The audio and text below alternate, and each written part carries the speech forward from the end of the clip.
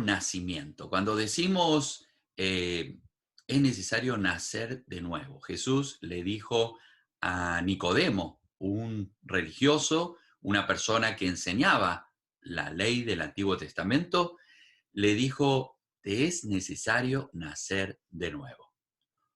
Hoy tenemos invitado al pastor Hans Eben y él nos va a estar compartiendo acerca de qué significa el nuevo nacimiento y cómo el nuevo nacimiento afecta todos los aspectos de nuestra vida. Pastor Hans, bienvenido nuevamente. ¿Cómo está usted? Gracias, Timoteo. Aquí bien en Alemania, disfrutando el último sol antes de que venga la primera tormenta de otoño. El frío, frío. Sí, Bueno, estamos pastor, bien. me alegro mucho de que pueda estar compartiendo con nosotros este tema del nuevo nacimiento, que también es el primer libro de una serie de libros que el pastor Hans ha publicado y que están a disposición suya, que usted puede comprar, adquirir para poder crecer espiritualmente. Pastor Hans, ¿qué influencia tiene el nuevo nacimiento sobre la identidad del cristiano? Bueno, entonces nada más para presentar este tomo, este primer librito. Es bien corto, se puede leer en hora y media y intencionalmente porque así la gente no puede decir que es muy grueso el libro para leerlo. Pero sí, considero que lleva bastante contenido comprimido y que le puede dejar a pensar a uno bastante tiempo. Ahora, em, me motivé a escribir este libro porque realmente es la base de una plática que di a mi iglesia hace, no sé yo, tal vez hace unos 20 años, donde me puso a pensar en cómo explicar el nuevo nacimiento. ¿Por qué dijo Jesús a este religioso que era un hombre piadoso, no era un ignorante o un ateo, sino que alguien que vivía su religión al pie de la letra? Y Jesús le dice, mira, todo eso, no lo dijo Jesús, pero lo implicó que todo eso no te sirve para nada si no naces de nuevo.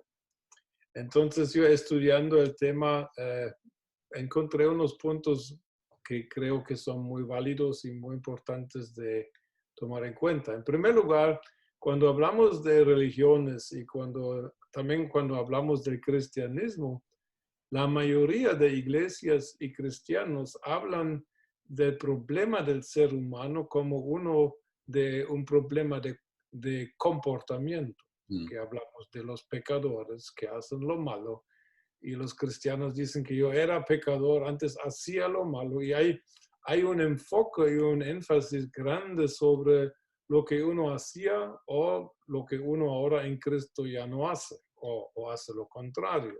En fin, que este enfoque sobre el comportamiento es algo típico a todo lo que es la religiosidad, porque también Nicodemo, su pregunta era en dirección, ¿qué puedo hacer? ¿Qué tengo que hacer? Y hasta muchos cristianos se preguntan, ¿y cómo debo comportarme con tal de estar agradable delante de Dios? En fin, que hay un enfoque sobre hago lo correcto, hago lo incorrecto, etcétera, Pepe. A mi parecer, la palabra sencilla, estas palabritas cortas de Jesús, os es necesario nacer de nuevo, implica que nuestro problema principal y primordial no es el comportamiento, sino la identidad. Pero cuál es la identidad del ser humano? Pues la identidad del ser humano es originalmente, antes de que entrara el pecado al mundo, era un hijo de Dios. Lo dice la Biblia declaradamente, de Adán era hijo de Dios en Lucas 3. Pero cuando entró el pecado, no entró solamente un cambio de comportamiento malo en este sentido, sino que esta primera desobediencia, esta rebelión, deseo de independizarse de lo que Adán y Eva ya eran en Dios, esto causó una degeneración total y a tal punto del ser humano que ya no está en la imagen de Dios. Muchos dicen que todos somos hijos de Dios. La Biblia dice no, ya no. No todos somos hijos de Dios. Entonces es importante de que entendamos de que nuestro primer problema es de que tenemos la identidad incorrecta. Y ninguna forma, la Biblia es bien larga. Y uno de los mensajes de la Biblia a lo largo de los milenios realmente es: el hombre no puede cambiar su naturaleza por medio de su comportamiento. Ni cuán religioso que sea, el hombre es incapaz de cambiar su naturaleza. Pero de la misma naturaleza vegetal sabemos de que la naturaleza determina el comportamiento. Si siembro grama en mi jardín, no van a salir árboles de manzana, no, va a salir grama, porque cada semilla reproduce lo que es. O sea que lo que enseña la Biblia es de que el ser antecede el hacer. Uno tiene que ser algo para luego actuar correspondientemente. Entonces, la Biblia tiene una buena nueva del Evangelio, pero la buena nueva del Evangelio no se puede entender a menos que se haya entendido la mala nueva. Y la mala nueva es que el hombre, por el pecado de Adán y Eva, se ha degenerado irreparablemente delante de Dios, y ningún comportamiento humano, ni cuán bueno, buenas obras, ni cuán piadoso, piedad, sea, puede recuperar lo perdido, porque el hombre perdió su identidad original, que era divina, y no puede en sus propias fuerzas recuperarla. Entonces, por eso Jesús, cuando Nicodemo le pregunta indirectamente, Jesús no le contesta, por ejemplo, pide perdón a Dios por tus pecados, porque Jesús sabe los pecados individuales son un producto, son un síntoma del problema verdadero, pero no son el problema verdadero. O sea que si yo trato de cambiar el comportamiento sin cambiar la naturaleza que lo produce, estoy trabajando en vano. Y mi amigo Richard Hayes, de quien aprendí mucho sobre la justicia de Dios y todo eso, en el libro de él tiene el ejemplo de la cascabel Johnny, parece que se llama. Que una cascabel que se convierte y se va a la universidad y se va a estudiar, saca su doctorado, en fin, que se vuelve una cascabel muy educada, académica, y cuando sale de recibir su sombrerito de doctor, alguien se para en su cola y lo pica. ¿Por qué? Porque ni la religión, ni la educación, ni títulos, ni nada cambia la naturaleza. Esta cascabel es una idea ficticia, pero me gustó el ejemplo. Esta cascabel seguía siendo cascabel porque no era capaz de cambiar su naturaleza. De la misma forma, el que por naturaleza es pecador, tarde o temprano va a pecar. Es la ley de la semilla. Y la semilla nuestra fue degenerada, fue podrida, y según el libro de Romanos capítulo 5, esta línea de identidad de pecador nos fue traspasada desde Adán hasta el día de hoy. Prácticamente se pasa por la sangre. Y entonces Jesús, cuando él dice que Nicodemo, buen hombre, yo sé que tú sabes mucho de la Biblia, pero lo que tienes que entender es tú tienes que nacer de nuevo. Y de la reacción de Nicodemo, de que pregunta, ¿y cómo voy a hacer para entrar al vientre de mi mamá otra vez? Se nota de que no había entendido ni jota, ni jota de lo que estaba hablando Jesús. Y Jesús dice de que tienes que nacer de nuevo, porque el nuevo nacimiento produce la nueva naturaleza, la naturaleza del Padre. Y esto es la base para un futuro comportamiento correcto, de acuerdo a la nueva naturaleza. Muchos cristianos hasta el día de hoy, aunque se hayan convertido, y no duro su conversión, luchan con esta idea de que todavía tienen que ganarse puntos con Dios. Pero ya somos aceptos en el amado. Ya somos lavados, justificados, santificados, incluso glorificados. Ya está todo hecho según el Nuevo Testamento. Pero muchos cristianos viven en este espíritu de religiosidad porque la diferencia entre el cristianismo y todo lo que es religión es bien sencilla. La religión trata de autosalvarse, trata de ganarse, de cambiar su naturaleza mala por medio de esfuerzo humano. Y el cristianismo dice, olvídense de todo esfuerzo. Tienen que aceptar a Cristo, nacer de nuevo. Entonces sí, hay esperanza para un comportamiento correcto. Porque mucho comportamiento correcto, si no viene de un espíritu completamente renacido, es religioso. Los fariseos hacían muchas cosas correctas, pero Jesús, ¿qué critica? ¿Lo que hacían o el espíritu atrás de por qué lo hacían lo que hacían? Uno puede tener buenas obras que son malas. 1 Corintios 13 dice, si tú das tu vida por los pobres sin amor, de nada te sirve. O sea que, pero dar la vida por los pobres, según la mayoría, es algo muy bueno. Jesús dice, no.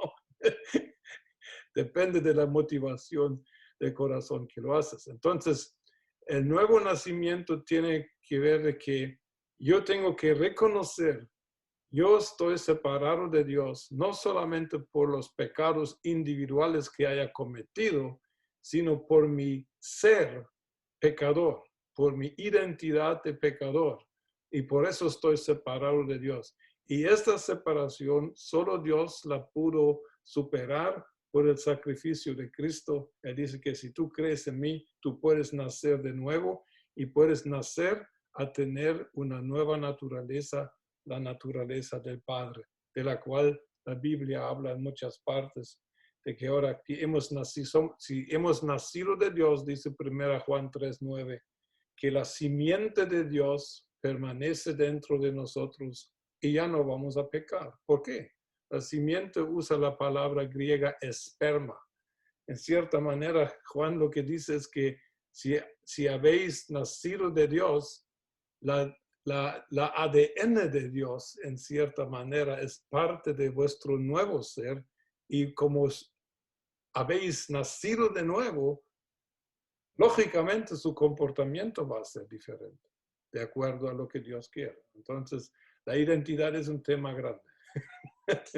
Sí, ya lo creo, ya lo creo. Y el otro punto importante es acerca del nacimiento, nuestra nueva posición en Dios. ¿Por qué no nos habla un poquito acerca de esto también?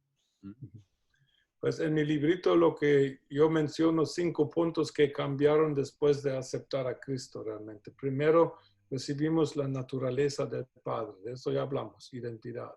Segundo, recibimos la justicia del Hijo, de esto voy a exponer un poquito ahorita.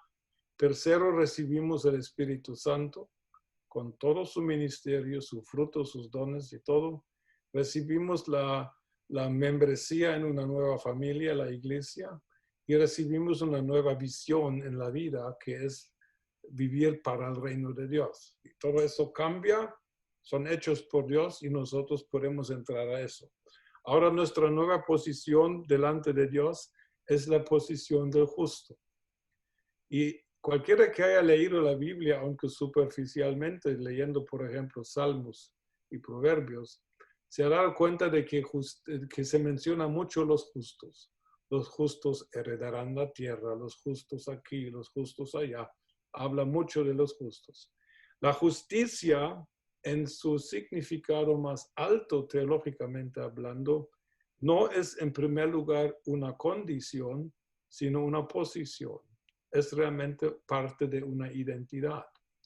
Para muchos, la justicia, si nuestra mente es religiosa, creemos de que justicia solamente trata de actuar justamente.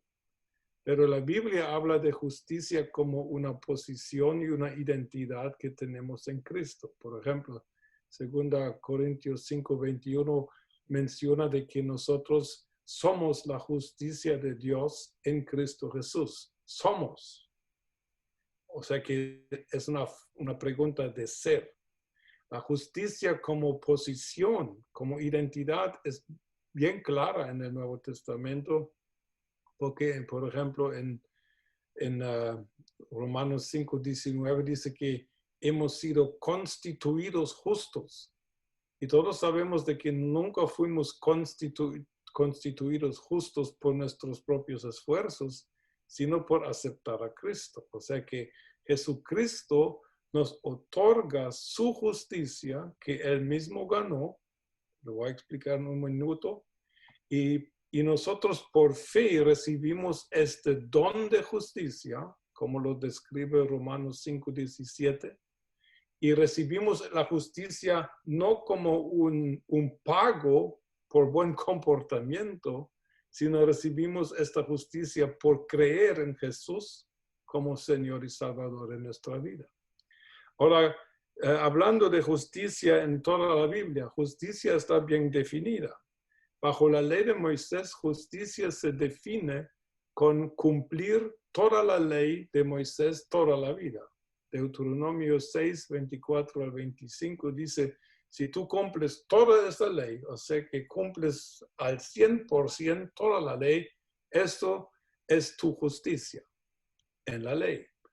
Y por eso es claro de que cuando Jesús viene, y Jesús tenía que cumplir justicia, aunque él no tenía pecado. O sea que la justicia es el nivel que ya no tiene ni siquiera que ver con nuestro pecado, sino tiene que ver con la identidad de Cristo en nuestra vida.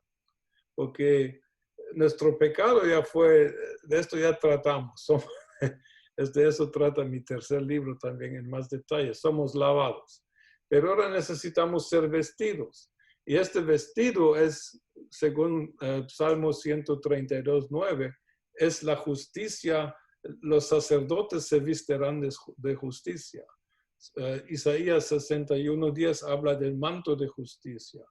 Efesios 4:24 habla de que pongamos el nuevo hombre que es creado según Dios en santidad y justicia. O sea que la justicia es algo que Dios nos regala como algo por una posición con la cual nos presentamos delante de Dios. Ahora, ¿cuándo cumplió Jesús toda la justicia? Jesús fue bautizado en Mateo 3, del 13 al 17, y dice que Juan no le quería bautizar, y Jesús le dice interesantemente, deja ahora que suceda esto, porque así vamos a cumplir toda justicia.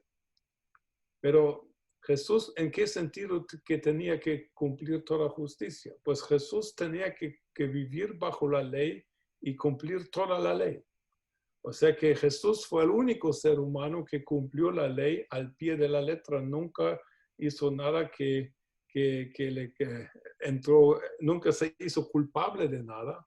Y como cumplió toda la ley, y en Mateo 5:17 dice, Jesús dice, no he venido a abrogar la ley, sino a cumplirla. O sea que Jesús tenía que cumplir la ley antes de ir a la cruz. Porque Jesús tenía que llegar a la cruz como justo. Pero un justo es alguien que ha realmente sido probado y que ha comprobado que cumplió la ley. Un justo es diferente a un inocente. Adán era inocente, pero Jesucristo es el justo. Y es un título que tiene en la Biblia, Isaías 53:11, por ejemplo. Entonces Jesús cumple toda justicia y con eso lo voy a dejar para hoy. Y interesantemente, 3 cosas suceden en su bautismo. Se abre el cielo, sale el Espíritu Santo en forma de paloma, se asienta sobre Jesús y se oye la voz del Padre diciendo, este es mi Hijo amado en quien tengo complacencia. O sea que justicia es lo que realmente abre el cielo. No es oración, ni ayuno, ni alabanza. Y tampoco alabanza excesiva ni extrema. No, lo único que según la Escritura abre el cielo es la justicia. Y el cielo fue abierto con Jesús. Y interesantemente, a partir de su bautismo y después de su tentación, Jesús camina bajo un cielo abierto, empieza a actuar en lo que realmente la posición de un justo le permite tener, acceso a los recursos celestiales. Porque a partir de este tiempo Jesús hace milagros y vive una vida sobrenatural.